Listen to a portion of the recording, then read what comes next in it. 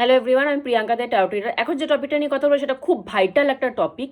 সেটা আমি প্রচুর মানুষের মুখে শুনি। সেটা হচ্ছে অনেকেই ধারণা নিয়ে এখনও বসে আছে যে মেয়েদের দীক্ষা নাকি বিয়ের পরে দিতে হয়। সে তার স্বামীর ঘরে যাবে, তার স্বামী বা সেই শ্বশুরবাড়ি কোন ঠাকুরের দীক্ষিত তখন দীক্ষা নিতে হয়। স্বামী স্ত্রীকে একসাথে দীক্ষা নিতে হয়। এটাও শুনেছি যে স্বামী স্ত্রীকে বিয়ে না হওয়ার আগে দীক্ষা হয় না, স্বামী স্ত্রীকে একসাথে দীক্ষা নিতে হয়। এই এই চিন্তাধারাটা না আমাদের মানুষের চিন্তাধারা, এটা ঠাকুরের বানানো কোনো চিন্তাধারা না। কারণ ঠাকুর কোনো সময় কোনো রুলস মেয়ে বা ছেলের জন্য আলাদা করে বানায়নি। তার কাছে মেয়ে বা ছেলে কিছুই হয় না, কারণ উনি নিজেই, ঠাকুর নিজেই কোনো মেয়ে বা ছেলে না। সে কোনো ফিমেল এনার্জি না, কোনো মেল এনার্জি না, সে শুধু এনার্জি, সে শুধু শক্তি। তো সে যখন নিজেই মেয়ে বা ছেলে না, তাহলে সে মেয়ে বা ছেলের জন্য আলাদা করে রুলস করবে কেন? কেন আলাদা করে রুলস করবে? দীক্ষার রুলস মেয়েদের জন্য যা, ছেলেদের জন্যই তাই। দীক্ষার রুলস হচ্ছে 12 বছর বয়সে। 12 বছর বয়সে তো একটা মেয়ে মানুষের বিয়ে হয় না। তাই বলে সে দীক্ষা নেবে না? সে বসে থাকবে আমার কত বছর বয়সে বিয়ে হবে, তারপর আমি দীক্ষা নেবো, তারপর আমি ঠাকুরের সাথে কানেক্ট হব? তার আগে পর্যন্ত আমি ঠাকুরের সাথে কানেক্ট হতে পারবো না? এই রুলসটা ঠাকুরের বানানো না। ঠাকুর 12 বছর বয়সে দীক্ষার ব্যাপারে লিখে দিয়ে গেছে, সেখানে না মেয়ের উল্লেখ আছে না ছেলের উল্লেখ আছে। সবাইকে 12 বছর বয়সে দীক্ষা নিতে বলছে। এটা আমাদের চিন্তাধারা, এটা আমাদের তথাগত পুরুষ সমাজের চিন্তাধারা। এটা যে মেয়ে মানুষ কোথায় বিয়ে হবে, যদি অন্য ঠাকুরের দীক্ষিত ঘরে বিয়ে হয়ে যায় তখন তো সংঘাত লেগে যাবে, তার থেকে দেবই না, বিয়ে হোক, তারপর ওরা ব্যবস্থা করে দেবে, শ্বশুরবাড়ির লোক ব্যবস্থা করে দেবে। কেন? যদি আপনি দীক্ষাটাকে শ্বশুরবাড়ির লোকের জন্য ফেলিয়ে রাখেন, তাহলে শিক্ষাটা কেন ফেলিয়ে রাখেন না? যে আমি এখন শিক্ষা দিব না, আমি যখন মেয়ের বিয়ে হবে শ্বশুরবাড়ির লোক ওকে স্কুল কলেজিং করিয়ে নেবে, শিক্ষাটা ওরাই দিয়ে দিবে। শিক্ষাটা কেন তাহলে আপনারা ফেলিয়ে রাখেন না? দীক্ষাটা যখন শ্বশুরবাড়ির জন্য আপনারা ফেলিয়ে রাখেন, তাহলে শিক্ষাটা কেন ফেলিয়ে রাখেন না? শিক্ষাটা ফেলিয়ে রাখবেন যে আমি মেয়েকে অশিক্ষিত করে রাখি, যখন বিয়ে হবে বা খুব জোর হলে আপনারা আগের দিনের রুলস কেন ফলো করেন না? তাহলে 10 বছর হলে মেয়ের বিয়ে দিয়ে দেন না কেন? 10 বছর হলে আমরা পড়াশোনা করাবো না, মেয়েকে বিয়ে দিয়ে দিই, শ্বশুরবাড়ির লোক শিক্ষা করিয়ে দেবে। সেটা কেন মেনটেন করেন না? সেটা যখন মেনটেন করেন না, শিক্ষা যখন আপনারা ছেলে আর মেয়ের কোনো ডিভাইডেশন করেন না, শিক্ষার ব্যাপারে ছেলে মেয়ে সমান, দীক্ষার ব্যাপারে ছেলে আর মেয়ে সমান হবে না কেন? মানে এই রুলসগুলো না, আমি যেহেতু সব কিছু লজিক্যালি বোঝার চেষ্টা করি, তো এই রুলসগুলো আমার মাথায় অন্ততপক্ষে ঢোকে না। কারণ আমার ঠাকুরের শিক্ষা আলাদা, তো আমি তার শিক্ষায় শিক্ষিত। তো তো তার কোনো জায়গায় কোনো বই লেখা নাই ছেলে আর মেয়ের দীক্ষা রুলস আলাদা, কোনোখানে লেখা নেই।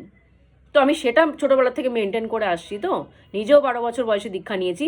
আমার মা বাবা ভাবেনি যে মেয়েকে 12 বছর বয়সে দীক্ষা দিয়ে দিলাম, সে কোন ঘরে যাবে, তার অন্য ঠাকুরের আলাদা ঘরে দীক্ষিত ঘরে বিয়ে হলে কি হবে, সংঘাত লেগে যাবে। আমার মা বাবা কিন্তু ভাবেনি। উল্টো আমার মা বাবাকে পাড়ার লোক অনেকে বলেছে দীক্ষা নেওয়ার আগে, এখন দিস না, মেয়ে মানুষ, কোথায় বিয়ে হবে। আমার মা বাবা একটাই সাপ কথা বলেছে, আমি দীক্ষা দেওয়াবই। আমি যখন আমার মেয়েকে শিক্ষা দেওয়াতে পারছি, তাহলে দীক্ষা কেন দেওয়াবো না? আমি আমার মেয়েকে দীক্ষা দেওয়াবই। যার কাছে আমি দীক্ষা দেওয়াবো সে ঠিক করবে আমার মেয়ে কোন ঘরে যাবে। মানে অতটা কনফিডেন্স আমি তো এখনকার দিনের লোকেই দীক্ষা পাই না, মানে দীক্ষিত মানুষ পাই না সেরকম। তো আমার মা বাবা ওই টাইমে এতটা, যখন আমার 12 বছর বয়স ছিল, ওই টাইমে এতটা কনফিডেন্স ছিল যে আমি মেয়েকে দীক্ষা দেওয়াবই। আমার মেয়ের কোন ঘরে বিয়ে হবে সেটা আমার ঠাকুর ঠিক করবে। ওকে ঠাকুরের চরণে দেব, তারপর ঠাকুর ওর ব্যবস্থা করবে যে ওকে বিয়ে দিবে কি দিবে না, কোন ঘরে দিবে সেটা আমার ঠাকুর দেখে নেবে, আমরা কে দেখান। এতটা কনফিডেন্স আমি ছোটোবেলার থেকে মা বাবার দেখেছি, যে তাদের এতটা কনফিডেন্স ঠাকুরের উপরে। তো আমার যে কনফিডেন্সগুলো আছে না, আমার যে স্পিরিচুয়ালিটির জায়গা আছে, আধ্যাত্মিকতার জায়গা আছে, সেটা আমি কিন্তু আমার মা বাবার থেকে পেয়েছি। কারণ আমি ছোটোবেলার থেকে দেখেছি তারা দুজনই, আমার মা বাবা দুজনই ঠাকুর বলতে পাগল। দুজনই মানে ঠাকুর ছাড়া কিছু বুঝতেন না। তো আমার সেই জায়গা, আমার গ্রোথিংটাই সেরকমভাবে হয়েছে। তো আজকে আমি যতটাই বয়স হোক, সবাই আমাকে এটাই বলে যে এত কম বয়সে তুমি এরকম জায়গায় এসেছো।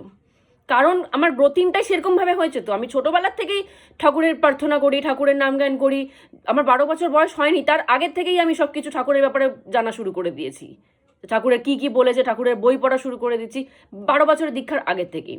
কারণ আমার মা বাবা হাতে ধরিয়ে যেরকম শিক্ষাটা স্টার্টিং করেছে, সেরকম আমার ঠাকুরকে ধরাটাও স্টার্টিং করেছে, এক লেভেলে করাইছে আমাকে। আমাকে কোনো রকম আলাদা মানে আগে পরে করেনি যে শিক্ষার ব্যাপারটা আগে যাও, দীক্ষার ব্যাপারটা বা ঠাকুরকে ধরার ব্যাপারটা পরে হলেও চলবে। আমার মা বাবা সেটা করেনি।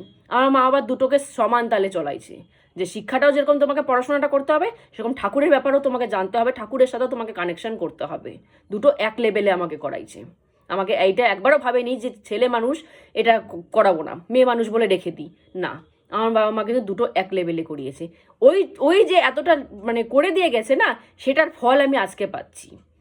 আমি মানে তিলে তিলে ফল আমি আজকে পাচ্ছি, যে তারা আমার লাইফে কি করে দিয়ে গেছে। মানে থ্যাংক ইউ বলারও আমার জায়গা নেই, যে এমন একটা জায়গায় আমাকে ধরিয়ে দিয়ে গেছে আমার বাবা মা, এমন একজনের পায়ে ফেলিয়ে দিয়ে গেছে যে ধন্যবাদও আমার বলার মুখ নেই তাদেরকে।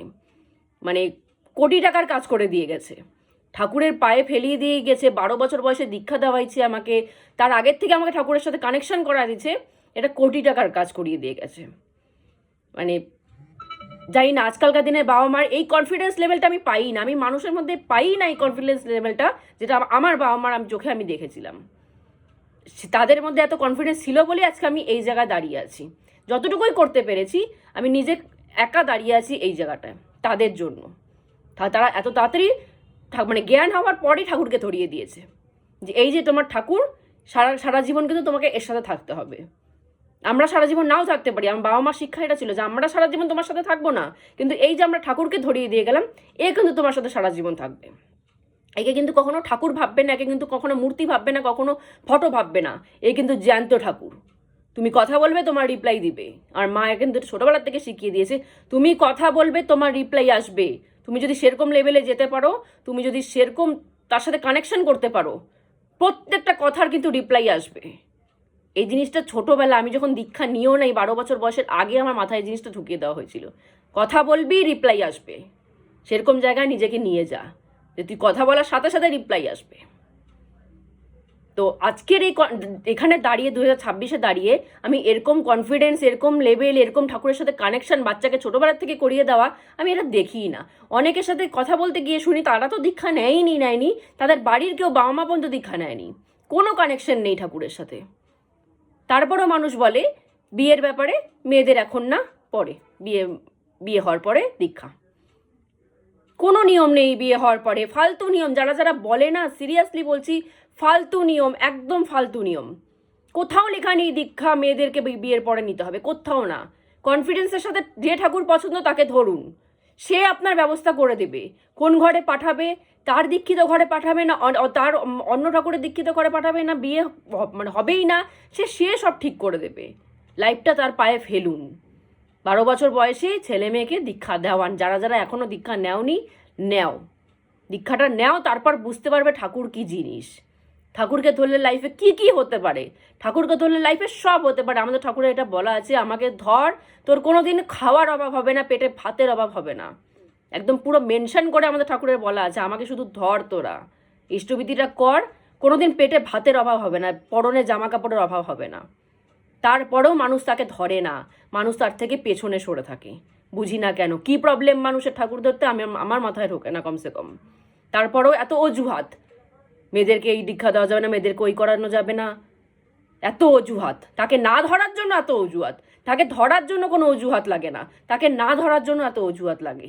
বুঝি না কেন, প্রবলেমটা কোথায়, ক্ষতিটা কোথায়, তাকে ধরলে লোকসানটা কোথায়? তাকে ধরলে শুধু লাভই লাভ। মানুষ এটা যেদিনকা বুঝবে, তাকে দৌড়াবে তার পিছনে। কিন্তু মানুষ আজকাল থেকে বুঝে না, এখনো বোঝে না। মানুষ কবে বুঝবে কে জানে। তাকে ধরলে পরে শুধু লাভ ছাড়া কিছুই হয় না, লোকসানের কোনো জায়গাই নেই। এটা এরকম জায়গা যে লোকসান, বিজনেস করলে আমাদের লোকসানে ভয় থাকে। ঠাকুরের জায়গাটা এরকম কোনো লোকসান নেই, লাভই হবে। তারপরেও মানুষ ধরে না। আজকে আর কিছু বলার নেই, কিন্তু এতটুকুই বলে দিলাম, মেয়েদের জন্য আলাদা কোনো রুলস নেই। 12 বছর হবে, ছেলে হোক মেয়ে হোক, দীক্ষা দিয়ে দিবেন। বিয়ের কোনো চিন্তা করবেন না। যে চিন্তা করবে তার পায়ে ঠেলে দিন। যে আপনার মেয়ে চিন্তা করবে, বিয়ের দায়িত্ব নেবে, তার কাছে বিয়ের দায়িত্বটা মেয়ে দিয়ে দিন, যে আমার মেয়ে তোমার পায়ে আমি দিলাম, তুমি আমার মেয়ের বিয়ের দায়িত্বটা নিয়ে নাও। দেখবেন আপনার থেকে সুন্দরভাবে সে আপনার মেয়ের বিয়ের দায়িত্বটা নিয়ে নেবে। আপনাকে অত চিন্তা করতে হবে না, বিয়ের দায়িত্বটা নিতে হবে না। তার পায়ে ফেলিয়ে দিন, আপনারা জন্ম দিয়েছেন, তার পায়ে ফেলিয়ে দিন। সে পুরো মেয়ের বিয়ে, সব পুরো জীবনের দায়িত্ব সে নিয়ে নেবে। দায়িত্বটা তাকে দেওয়া শিখুন।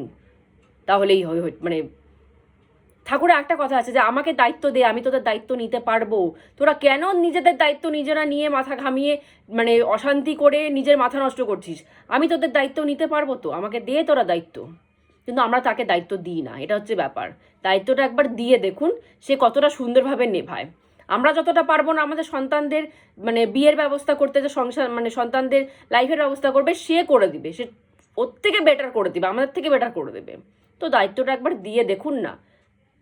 কোথায় বিয়ে করাচ্ছে, কোথায় সংসার করাচ্ছে, কোথায় এডুকেশন করাচ্ছে, কোথায় ইনকামের ব্যবস্থা করতেছে, তাকে একটু দায়িত্বটা দিয়ে দেখুন। নিজের ঘাটটা একটু হালকা করুন, নিজের ঘাটটা হালকা করে তাকে দায়িত্বটা দিয়ে দিন, সুন্দর নিভিয়ে দেবে। তো আজকের মতো এখানেই স্টপ করছি।